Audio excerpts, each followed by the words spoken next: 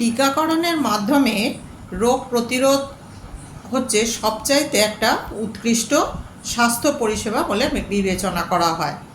প্রায় সব মানুষের মধ্যেই রোগ প্রতিরোধ করার জন্য অনাক্রম্যতা সজাগ থাকে। আমরা কালকেই অনাক্রম্যতা নিয়ে আলোচনা করেছি।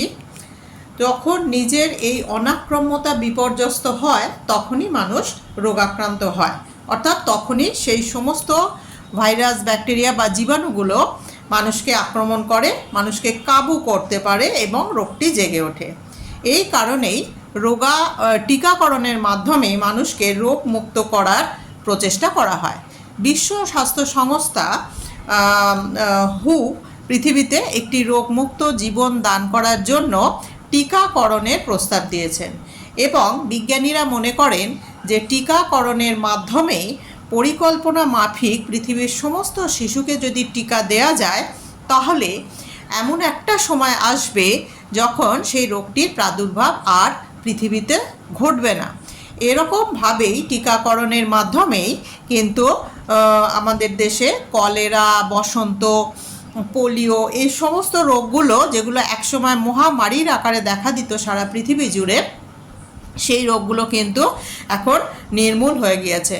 মহামারীতে যখন গ্রামের পর গ্রাম উজাড় হয়ে যেত এই সমস্ত রোগগুলো থেকে উদ্ভূত পরিস্থিতির দ্বারা, সেই রোগগুলোকে কিন্তু আমরা এখন নিয়ন্ত্রণ করতে পেরেছি। আমরা করোনা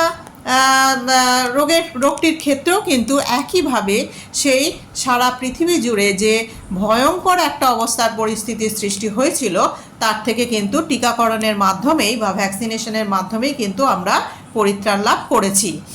তো এই রোগগুলো থেকে যায়, তার কিছু কিছু জীবাণু স্ট্রেন চেঞ্জ করে অন্যভাবে থেকে যায়, কিন্তু সেগুলো আর সেইভাবে মারাত্মক আকারে দেখা দেয় না। তো আমরা আগের দিনও বলেছি বিভিন্নভাবে টিকা এবং টিকাকরণ পদ্ধতির কিভাবে হয় সে নিয়ে আলোচনা করেছি। তবে কি সাধারণ মানুষ সব সময় টিকাকরণের সুবিধা নিতে পারে না। বিভিন্ন ধরনের অজ্ঞতা, অর্থনৈতিক অবস্থার কারণে কিন্তু এই সমস্ত টিকাকরণের থেকে তারা অনেক সময় বঞ্চিত হন। সরকারি ক্ষেত্রে অনেক টিকাকরণ করা হয়ে থাকে, তবে আবার কিছু টিকাকরণের ক্ষেত্রে অর্থনৈতিক ব্যাপারটাও অনেক বড় হয়ে দেখা দেয়। তো সমস্ত মানুষকেই যদি বিশ্ব সংস্থার তত্ত্বাবধানে সারা প্রত্যেকটা দেশই যদি সরকারি আনুকূল্যে সমস্ত রকম যে রোগগুলো টিকাকরণের মাধ্যমে নির্মূল করা যায় সেই টিকাকরণগুলো যদি ব্যবস্থা করা যায় তাহলে কিন্তু এই রোগগুলোর প্রাদুর্ভাব অনেকাংশেই কমিয়ে আনা যেতে পারে। তো আমরা এই টিকাকরণ সম্পর্কিত আলোচনা করতে গিয়েই কিন্তু আমাদের মধ্যে যে আলোচনাটা হওয়া উচিত যে আমরা রোগ এবং স্বাস্থ্যবিধি এগুলো সম্পর্কে আমাদের কতটুকু সচেতনতা আছে, কতটুকু সচেতনতা থাকলে আমরা অনেকটাই এই রোগ এবং স্বাস্থ্য সম্পর্কে সচেতন হতে পারবো, রোগগুলো সম্পর্কে অনেক বেশি অবহিত হতে পারবো, সেগুলো আমাদের কিন্তু জানার প্রয়োজন আছে। তো নমস্কার, আজকে আমার এই লিপি কথা চ্যানেলে আমরা আজকে এই রোগ এবং স্বাস্থ্য সম্পর্কে সাধারণ একটু ধারণা দেওয়ার চেষ্টা করব। তাহলে প্রথমেই আমাদের যেটা জানতে হবে সেটা হচ্ছে রোগ কী। রোগ হচ্ছে দেহের এমন একটা অবস্থা যেটা মানুষের স্বাভাবিক জীবনযাপন প্রক্রিয়াকে বিঘ্নিত করে, অর্থাৎ সহজ কথায় দৈহিক ও মানসিক স্বাস্থ্য থেকে বিচ্যুত হওয়াই হচ্ছে রোগজনক অবস্থা বা রোগ। তাহলে স্বাস্থ্য কী? স্বাস্থ্য হচ্ছে রোগের একেবারে বিপরীত অবস্থা, অর্থাৎ যে ব্যক্তি স্বাভাবিক জীবনযাপনে সক্ষম, তার স্বাভাবিকভাবে মেলামেশাতে স্বচ্ছন্দ, দৈনন্দিন কাজকর্মে নিযুক্ত এবং দৈহিক ও মানসিকভাবে সুস্থ, তাকেই আমরা বলছি স্বাস্থ্য। তাহলে স্বাস্থ্যের গুরুত্ব কী? স্বাস্থ্য ভালো রাখার দরকার কী আছে? স্বাস্থ্য ভালো রাখার দরকার হচ্ছে এই কারণেই যে স্বাস্থ্যবান ব্যক্তি কাজে কর্মে দক্ষ হয়, সহজেই কাজে সাফল্য লাভ করতে পারে। স্বাস্থ্যবান ব্যক্তি উৎপাদন বৃদ্ধিতে, অর্থনৈতিক উৎকর্ষ সাধনে পারদর্শী হয়, ভালো স্বাস্থ্য জীবনকে দীর্ঘায়ু করতে পারে, শিশু মৃত্যু ও মায়ের মৃত্যুর হার কমায়। এগুলো হচ্ছে স্বাস্থ্যের গুরুত্ব। তো ভালো স্বাস্থ্য অর্জন করতে হলে কি করতে হবে? ভালো স্বাস্থ্য অর্জন করতে হলে প্রথমেই যে নিয়ম বিধিগুলো আমাদের মানতে হবে, সেটা প্রথমেই হচ্ছে পুষ্টিকর এবং সুষম খাদ্য গ্রহণ করা প্রয়োজন। প্রতিদিন নির্দিষ্ট সময়ে এবং দিনে 4 থেকে 6 বার অন্তত আমাদের খাদ্য গ্রহণ করা প্রয়োজন। এবং আমাদের যে দৈনিক খাদ্য তালিকা, তার মধ্যে খাদ্যের যে প্রধান 6টি উপাদান, সেই প্রধান 6টি উপাদান যেন নির্দিষ্ট মাত্রায় অবস্থিত থাকে। এবার এই প্রধান 6টি উপাদান খাদ্যের কী কী? প্রধান 6টি উপাদান হচ্ছে কার্বোহাইড্রেট, প্রোটিন, ফ্যাট, ভিটামিন, খনিজ লবণ এবং জল। তো এর মধ্যে কার্বোহাইড্রেট এবং ফ্যাট, এই দুটো খাদ্য উপাদান কিন্তু আমাদের তাপ শক্তি উৎপন্ন করতে সাহায্য করে। প্রোটিনও তাপ শক্তি উৎপাদনে সাহায্য করে থাকে, কিন্তু প্রোটিনের আরও একটি ভূমিকা হচ্ছে সে কিন্তু আমাদের দেহ গঠন করতে, আমাদের বৃদ্ধিতে একটা গুরুত্বপূর্ণ ভূমিকা গ্রহণ করে। আর ভিটামিন কি করে? ভিটামিন আমাদের রোগ প্রতিরোধ করতে সাহায্য করে। খুব সামান্য পরিমাণে দরকার হয়, কিন্তু না হলেই নয়। এটা ভিটামিন আমাদের খাদ্য তালিকায় অবশ্যই থাকা উচিত। আর হচ্ছে খনিজ লবণ। খনিজ লবণগুলো আমাদের খাদ্য তালিকায় অবশ্য করেই থাকা উচিত, কারণ আমাদের শরীরে প্রচুর পরিমাণ বিভিন্ন জৈব এবং অজৈব উপাদান আছে। কোথায় আছে? কোষের প্রোটোপ্লাজমের মধ্যে আছে, রক্তের মধ্যে আছে। এবং সেই জৈব এবং অজৈব উপাদানগুলোর প্রত্যেকটার একটা নির্দিষ্ট মাত্রা আছে। সেই নির্দিষ্ট মাত্রার কম হলে বা বেশি হলে কিন্তু আমরা নানা রকম রোগে রোগাক্রান্ত হতে পারি। সেই জন্য সুষম খাদ্য গ্রহণ কিন্তু আমাদের ভীষণ প্রয়োজন। আর হচ্ছে জল, নির্দিষ্ট পরিমাণ জল খাওয়াও কিন্তু আমাদের প্রয়োজন, কারণ আমাদের শরীরের যে রক্ত, তারপরে হচ্ছে প্রোটোপ্লাজম, এই সমস্ত ক্ষেত্রে বেশিরভাগ পোর্শনটাই হচ্ছে জলীয় অংশ। এই হয়েছে আমাদের প্রথম প্রয়োজন। ভালো স্বাস্থ্য অর্জন করতে গেলে এই প্রথম পদক্ষেপটি গ্রহণ করতেই হবে। 2 নম্বর হচ্ছে সময় মতো বিশ্রাম নেওয়া এবং ভালো ঘুম হওয়া, পর্যাপ্ত ঘুম হওয়া খুব প্রয়োজন। একেবারে ছোট শিশুদের 12 থেকে 13 ঘন্টা ঘুমের ভীষণ প্রয়োজন হয়, কারণ সেই সময় তাদের দৈহিক গঠন চলতে থাকে, দৈহিক এবং মানসিক গঠন কাজটা চলতে থাকে। তাই জন্য ওই ঘুমের সময়টাতে তাদের এই কাজটা হয়। আর প্রাপ্তবয়স্কদের ক্ষেত্রে মোটামুটিভাবে 6 থেকে 8 ঘন্টা বিশ্রামের, পর্যাপ্ত ঘুমের প্রয়োজন আছে।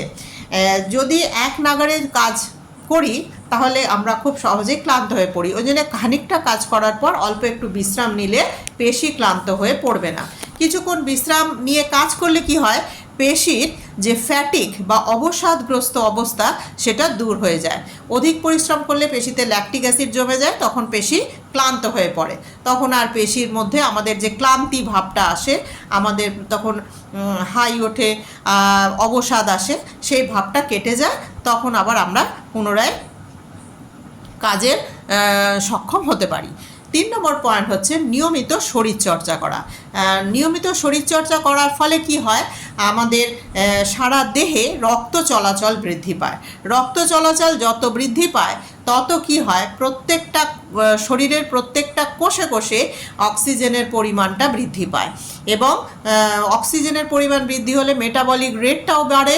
আর তার ফলে যে সমস্ত দূষিত পদার্থ উৎপন্ন হয়, সেগুলো কি হয় না, শরীর থেকে দূরীভূত হয়, পেশি সুস্থ সবল থাকে। বিভিন্ন ধরনের কায়িক পরিশ্রম যারা করে, তারা আমাদের থেকে, যারা আমরা অতটা কায়িক পরিশ্রম করি না, আমাদের থেকে তারা কিন্তু অনেক সহজ এবং স্বাভাবিক জীবনযাপন করতে পারে। এই কারণেই যোগাসন করে বা বিভিন্ন ধরনের শরীরচর্চার মাধ্যমে আমরা দেহ এবং মনকে সুস্থ রাখতে পারি। এরপর কি, না ছোঁয়াচে রোগ সম্পর্কে কিন্তু আমাদের সচেতন হতে হবে।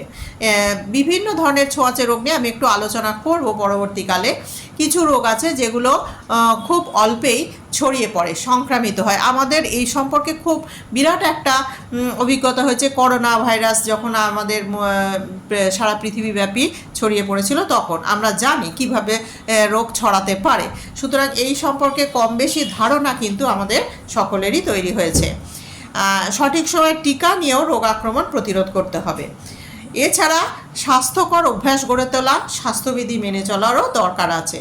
নির্দিষ্ট সময়ে মলমূত্র ত্যাগ করা, রাত্রে ঘুমোতে যাওয়া, রাত্রে খাওয়ার পর শুতে যাওয়া, সকাল সকাল ঘুম থেকে ওঠা, দাঁত পরিষ্কার করা, হাত মুখ পরিষ্কার রাখা, নির্দিষ্ট স্থানে মলমূত্র ত্যাগ করা, যত্রতত্র থুতু ফেলা উচিত নয়, হাঁচি কাশির সময় রুমাল দিয়ে মুখ ঢাকা, দাঁত দিয়ে নখ না কাটা, আঙুল চোষা ইত্যাদি থেকে বিরত থাকা।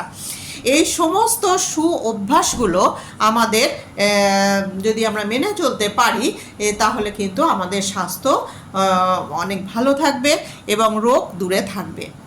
তো এইগুলো আমরা আলোচনা করলাম। এবার আমরা কিছু রোগের কারণ সম্পর্কে কয়েকটা কথা একটু আলোচনা করে নিতে চাই। রোগ নানা কারণে সৃষ্টি হতে পারে। কি কি কারণে সৃষ্টি হতে পারে? তা যদি কোনোভাবে রোগ জীবাণু দেহে প্রবেশ করে তাহলে রোগে আমরা আক্রান্ত হতে পারি। যেমন ধরুন ভাইরাস, ব্যাকটেরিয়া, এই সমস্ত প্রবেশের ফলে কলেরা, টাইফয়েড, নিউমোনিয়া, বসন্ত হাঁপ, এগুলো রোগের কারণ হচ্ছে কিছু জীবাণু। 2 নম্বর হচ্ছে পুষ্টিগত উপাদানের অভাব হলে, ভিটামিনের অভাব হলে, খনিজ লবণের অভাব হলে, প্রোটিনের অভাব হলে আমাদের কিন্তু শরীর রোগগ্রস্ত হয়। দেহে বিভিন্ন রাসায়নিক পদার্থের যদি তারতম্য ঘটে, যেমন হচ্ছে ইউরিক অ্যাসিড। এই ইউরিক অ্যাসিড আমাদের রক্তে যে নির্দিষ্ট মাত্রায় থাকে, যদি সেগুলোর থেকে কম বা বেশি হয় তাহলেই কিন্তু আমাদের শরীরে রোগের বা বিভিন্ন ধরনের রোগ লক্ষণ প্রকাশ পায়। বা ধরুন হরমোন আমাদের একটি অত্যাবশ্যকীয় রাসায়নিক পদার্থ বা আমাদের শরীরে একটি প্রোটিন জাতীয় পদার্থ, যেটি আমাদের শরীরের বিভিন্ন ধরনের কার্যে মুখ্য ভূমিকা গ্রহণ করে থাকে। আমাদের বৃদ্ধির বিভিন্ন ক্ষেত্রে, আমাদের শারীরিক গঠনের ক্ষেত্রে আমাদের এই হরমোন গুরুত্বপূর্ণ ভূমিকা গ্রহণ করে থাকে। এই হরমোন কম বেশি নিঃসরণ হলেও কিন্তু আমরা নানা ধরনের রোগে আক্রান্ত হতে পারি। এছাড়া ধূলিকণা, ধাতব উপাদান, অ্যালার্জেনের প্রভাবে আমরা রোগাক্রান্ত হতে পারি। কোনো যান্ত্রিক কারণে হাড় ভেঙে গেল কিংবা কোনো কারণে কেটে ছড়ে গেল, সেগুলোর ক্ষেত্রেও আমরা রোগগ্রস্ত হতে পারি। আর ভৌত এজেন্ট যেমন হচ্ছে রেডিয়েশন, তড়িৎ শক্তি ইত্যাদির প্রভাবেও কিন্তু রোগ হতে পারে। তো এইগুলো হচ্ছে রোগের কারণ। এখন রোগ 2 রকমের হয়, একটা হচ্ছে বংশগত রোগ আর একটা হচ্ছে অর্জিত রোগ। আমরা এই বংশগত রোগ সেগুলো আমরা জন্মের সাথে সাথে জিনের মাধ্যমে একটা পুরুষ থেকে পূর্বপুরুষ থেকে উত্তরপুরুষের মধ্যে এই রোগগুলি সঞ্চারিত হয়। আর অর্জিত রোগ সেগুলো হচ্ছে আমাদের জন্মের পর বিভিন্নভাবে আমাদের শরীরে সেই রোগগুলো দেখা দেয়। এই অর্জিত রোগকে আমরা 2 ভাগে ভাগ করি, সংক্রামক এবং অসংক্রামক। তো আজকে আমরা মোটামুটি একটা রোগ এবং স্বাস্থ্য সম্পর্কে ধারণা দেওয়ার চেষ্টা করলাম। আমরা এর পরের দিন এই রোগের বিভিন্ন ধরনের বংশগত এবং অর্জিত রোগ সম্পর্কে কিছু আলোচনা করব, যেগুলো আমাদের অনেকটাই আলোকপ্রাপ্ত করবে বলে আশা রাখি। আমি আজ এখানেই শেষ করছি। আশা করি আমার সঙ্গে থাকবেন এবং এই লিপিকথা চ্যানেলকে এগিয়ে যেতে সাহায্য করবেন।